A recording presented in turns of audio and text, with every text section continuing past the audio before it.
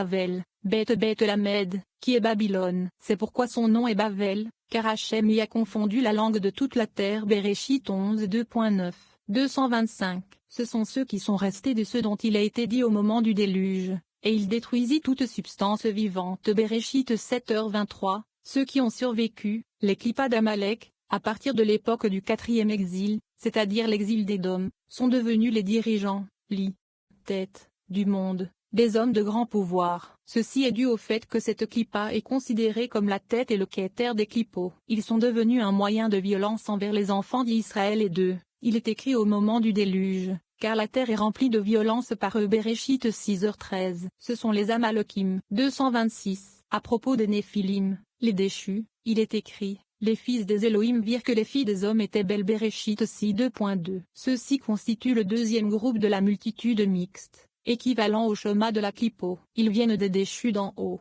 d'Aza et Azaël, qui étaient des anges d'en haut. Et le Saint, béni soit-il, les a fait tomber des cieux. Lorsque le Saint, béni soit-il, voulut créer l'homme, il dit aux anges, faisons l'homme à notre image. Bereshit 2.26. Bereshit 2.26. Il voulait faire de lui un chef sur tous les anges d'en haut, afin qu'il puisse gouverner tous les anges et qu'il soit sous son autorité, comme il est écrit à propos de Joseph, et qu'il nomme des officiers sur le pays. Bereshit 41 2.34.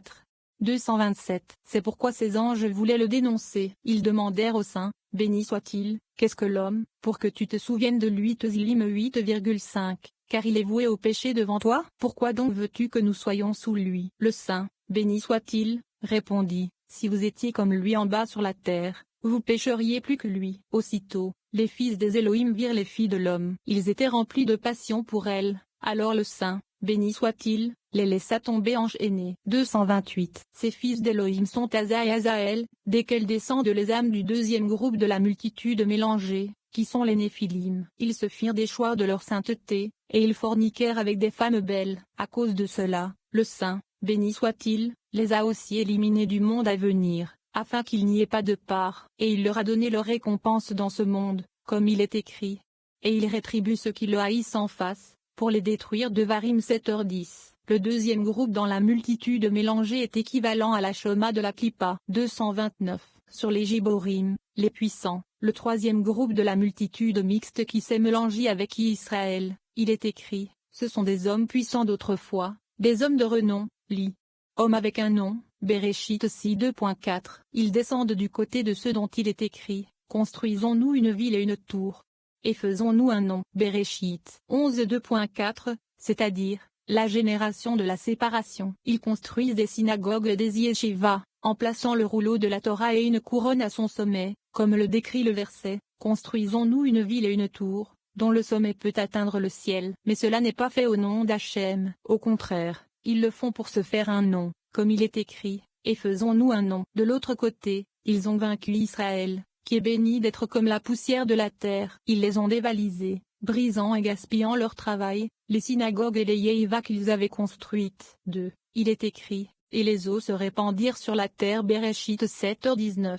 Ce qui signifie que la Klippo et l'autre côté, qui sont appelés eaux, détruit la terre nous s'exploitant. Ce troisième groupe dans la multitude mélangée est équivalent à la séphira de Bina de la Klippa. 230. Les refins, ombres, sont le quatrième groupe de la multitude mixte qui s'est mélangé avec Israël. S'ils remarquent qu'un temps de détresse s'abat sur les enfants d'Israël, ils les abandonnent. Même s'ils ont le pouvoir de les sauver, ils ne veulent pas le faire. Ils abandonnent la Torah et évitent ceux qui l'étudient. Au lieu de cela, ils font des faveurs à ceux qui adorent les idoles. 2. Il est écrit, les ombres des morts, refins, ne se lèveront pas. Yeshaya 26 2.14. C'est-à-dire qu'elles ne se lèveront pas lors de la résurrection des morts. Lorsque les enfants d'Israël sont visités pour être libérés de leur détresse, il est écrit à leur sujet, et il a fait périr toute leur mémoire. Yeshaya 26 2.14. Parce qu'ils sont la progéniture des ténèbres, ils périront lorsque la lumière atteindra Israël. Ce quatrième groupe est équivalent aux Aïr-Ampin de la Klippa. 231. Les Anakim,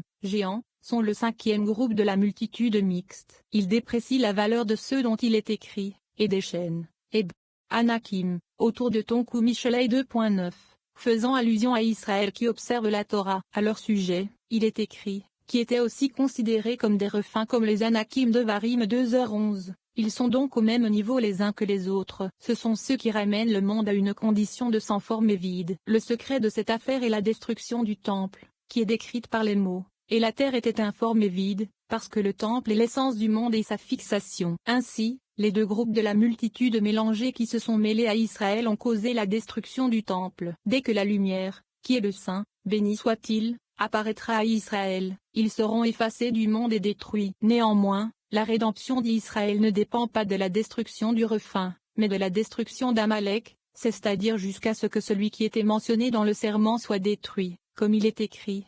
Parce que Yah a juré par son trône qu'Hachem fait la guerre avec Amalek, ce qui a déjà été expliqué. 21. Moshe et les deux Messies. Rabbi Shimon décrit le retour de Moïse à la fin des temps, qui est notre époque actuelle. Aux côtés de Moïse se trouvent deux Messies, le Messie qui est le fils de Joseph et le Messie qui est le fils de David. Les kabbalistes enseignent que le Messie n'est pas quelqu'un que nous attendons passivement. Le mot Messie fait plutôt référence à nos propres actions spirituelles individuelles qui hâteront son arrivée. Grâce à la croissance spirituelle, nous devons réaliser certains aspects du Messie en nous-mêmes afin d'accélérer l'arrivée du Messie mondial. La reconnaissance de cette vérité, associée à l'amour des autres et à un lien visuel fort avec les mots araméens du Zohar, accélérera l'arrivée du Messie, la paix universelle et l'immortalité. 232. Une autre explication de l'averse, ce sont les générations du ciel, Bereshit 2.4, dans laquelle le mot ceci annule ce qui a été mentionné précédemment, et que le mot ceci se réfère à ceux, au sujet desquels il est écrit, ce sont tes Elohim, ô Israël. Shemot 32.4, lors du péché du veau d'or. Ainsi, le jour où le Saint, béni soit-il, exterminera ceux-ci, en se référant au péché du veau, ce sera comme le jour où le Saint, béni soit-il, créa le ciel et la terre. Comme il est écrit, le jour où Hachem Elohim a créé la terre et les cieux. Bereshit 2.4. À ce moment-là, le Saint, béni soit-il, sera réuni avec sa Shechina et le monde sera renouvelé, comme il est écrit, car comme les nouveaux cieux et la nouvelle terre que je ferai. Yeshaïa 66 2.22. C'est le sens d'au jour. Fait au jour où le monde sera renouvelé. 233. À cette époque, du sol, Hachem Elohim fait pousser tout arbre agréable à la vue. Bereshit 2.9. Cependant, avant cette époque et pas avant que le péché du veau d'or ne soit effacé, la pluie de la Torah, qui est Zahir Ampin, ne descend pas pour arroser les semences des âmes d'Israël. Par conséquent, les enfants d'Israël, qui sont semblables aux herbes et aux arbres, ne sont pas capables de croître. Le secret de cette affaire est comme écrit, et aucune plante des champs n'était encore dans la terre, et aucune herbe des champs n'avait encore poussé. Et il n'y avait pas un homme pour cultiver le sol. Bereshit 2.5. Un homme fait allusion à Israël, le sol et le temple et cultiver et offrir des sacrifices. 234. Une autre explication de l'expression, plante des champs et qu'elle se rapporte au premier Machia, Machia ben, le fils de David, qui n'était pas encore sur terre, alors que l'herbe des champs est le second Machia, Machia ben Yosef. Il demande, pourquoi n'était-il pas sur la terre? Il répond, parce que Moshe n'était pas là avec eux pour servir la Shechina. De lui, il est écrit, et il n'y avait pas d'homme pour cultiver la terre. Le secret est donné dans le verset, le bâton ne s'éloignera pas de Juda. Bereshit 49 2.10, qui fait référence à Machia ben David, ni le sceptre d'entre ses pieds, qui fait référence à Machia ben Yosef, jusqu'à ce que vienne Shiloh est une allusion à Moshe, car la valeur numérique de Moshe est la même que celle de Shiloh, et l'obéissance du peuple sera la sienne. Veloïkat, est une phrase dont les lettres forment également les mots hébreux, Levik A, ce qui signifie que la correction partira de Moshe, de Ka et de Levi, ses ancêtres. 235. Une autre explication du verset, plante, Sia, du champ et qu'il se réfère aux âmes des justes, qui viennent de Yesod Zahir Ampin, qui est appelé le juste, la vie des mondes. Car Sia, Saint Yud Shé, constitue les lettres Shé, Shé Yud, et Shin. Shin par lui-même s'applique aux trois branches de l'arbre, qui symbolisent les trois patriarches, Z, Vura et Tiferet de Zahir Ampin, qui est appelé arbre. La lettre Saint d'Ancia ne dérive pas directement de Zahir Ampin, mais de la vie, Shé, des mondes, qui est Yesod Zahir Ampin. 236. Une autre explication concernant les âmes des justes apparaît dans le verset, et aucune herbe, Ezev, des champs, dans lequel Ezev se compose des lettres In Bet et Shin. La lettre Shin est une allusion aux trois feuilles, qui sont Yud Aleph et Daled Vav Ney Yud. Celle-ci est la combinaison de Yud et Vav, qui est Zahir Ampin, et d'Adoné, qui est son principe féminin. Elles ont une valeur numérique de In Bet, 72. C'est-à-dire que Yud et Vav, lorsqu'il est entièrement épelé avec des U, équivaut à 72. Les branches, nommément Z, Vura et Tiferet, sont les 3 feuilles auxquelles sont suspendues Netza, Od et Zod. Leur total est de 72, car chacune des 3 branches est égale à 72. Elles n'atteignent pas l'endroit, qui est la Shechina, jusqu'à l'apparition de celui qui est appelé homme, qui est Yud et Vav, et pelé entièrement avec des alphées comme Yud Vav Dalé, et Aleph, Vav Aleph Vav, et Aleph. Ceci s'applique à Mosh. Et c'est pourquoi il est écrit, et il n'y avait pas d'homme pour cultiver la terre, s'appliquant à Mosh qui n'avait pas encore corrigé le Shechina correctement.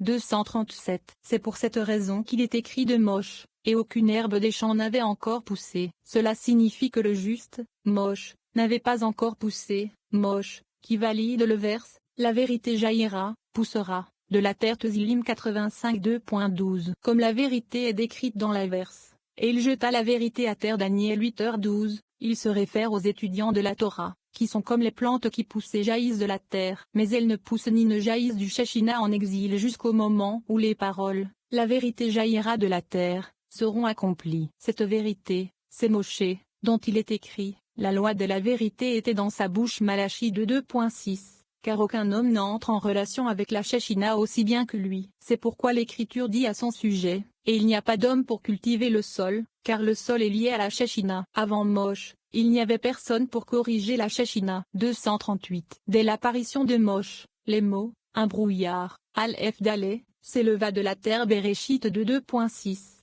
sont réalisés. Ceci fait référence aux lettres Aleph Dalé dans le nom Adonai. La lettre Vav s'y élève et devient pareil le maître, Eb, Adon, de la terre entière. Immédiatement, elle arrose toute la surface de la terre Ibidem. Cela signifie que les Israéliens d'en bas seront arrosés.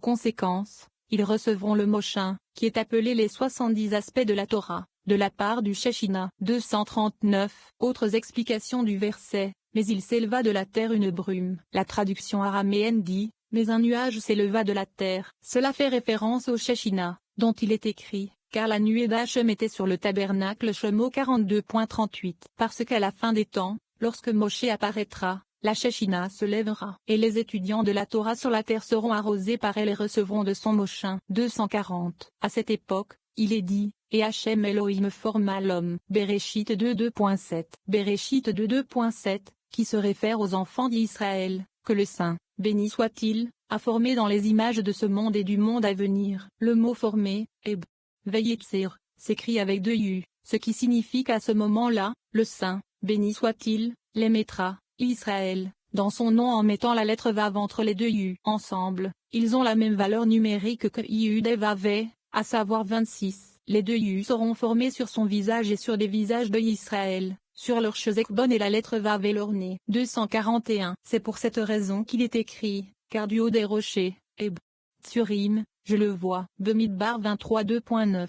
Le mot Tsurim implique cette Tsurim, forme, du saint nom. Elles apparaîtront comme des dessins sur leur visage, qui sont formés selon le secret des 2 tablettes précieuses, qui sont Yud et Yud, et sur lesquelles est inscrite la lettre Vav. 242. De plus, il a dessiné les images de toutes les générations par son épouse céleste, qui est Yud. Ils étaient symbolisés par la lettre Vav, qui les unit tous les 2. Il les forma et les arrosa de ces images d'en haut. Le secret de Zahir Ampin, qui est appelé Israël, et la colonne centrale qui comprend la Shechina supérieure et inférieure. Il s'agit de la récitation du Shema dans la prière du soir et de la récitation du Shema dans la prière du matin. À leur sujet, il est écrit, c'est maintenant l'os de mes os, et la chair de ma chair. Bereshit 2h23. 243. Dès que Moshe apparaîtra à la fin des temps, il plantera les enfants d'Israël dans le saint jardin d'Éden, comme il est écrit, et Hachem Elohim, Abba et Ima, planta un jardin, la Shechina inférieure, en Éden, l'Ima supérieure, et là, il mit l'homme, la colonne centrale, Israël. Alors la Shechina deviendra sa plantation, son pendant féminin et ne le quittera plus. Elle sera son plaisir pour toujours. Et le Saint, béni soit-il, a planté Israël à cette époque pour qu'il soit une plante sacrée dans le monde. Cela signifie que quand les Israël recevront leur Moshin, ils deviennent une plante sacrée dans le monde, comme il est écrit, le rameau de ma plantation, l'œuvre de mes mains, afin que je sois glorifié. Yeshaïa 62.21.